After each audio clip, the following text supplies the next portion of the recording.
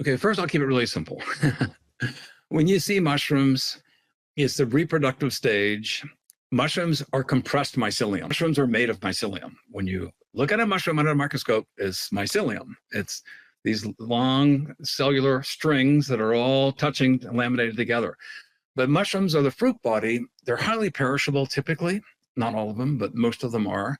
They invite insects, they invite mycovores. That means animals that eat mushrooms. That's why mushrooms attract flies, because flies then lay eggs and the flies get covered with spores and flies go elsewhere. So many vectors that mushrooms use, many animal vectors.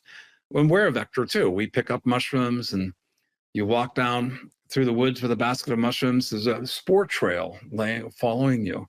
And that's what actually I think with fairy dust, in Europe, the legends of fairy dust and fairies dancing, I think fairy dust is actually spores. And I have one great example where I found a very rare species, Psilocybe baeocystis, psilocybin mushroom, hadn't seen it for more than a decade. It was a strange occurrence because I was just telling a friend of mine, I haven't seen this mushroom in more than a decade. I put down my basket. I went down to go pick up my camera, and there was that mushroom right beside my camera. And so I brought it back to my laboratory, and between my house and my laboratory, I walked, and 1 year later, there's a string of the Psilocybe baeocystis on the path that I walked the year before. So it dawned on me, oh my gosh, the spore trails were being laid down when I carried this mushroom. So mushrooms, though, are a portal.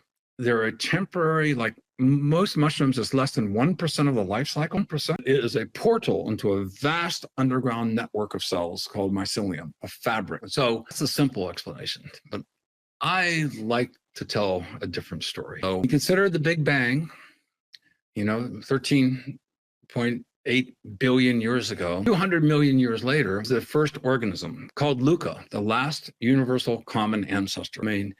I believe personally, matter begets life. Life becomes single cells. Single cells arrange them in strings. Strings then fork, networks form. This is the way of life. This is the way of the universe. I think we'll find mycelial networks throughout the entire universe. It is a consequence of the organization of matter. So I think mycelium virtually is everywhere. The mycelial network also is resilient in the same way that the computer internet is resilient, in the same way neurons are. And then when you look into space, I'm an amateur astronomer. Who could not become spiritual, seeing how many billions of galaxies there are, the infinity of space. And then dark matter organizes itself and dark energy into strings. So this whole string theory concept from the micro to the macro is a continuum of networks that have been self-replicating because they are resilient, because they create guilds. And whether they're planets or microbes, this is the way of existence.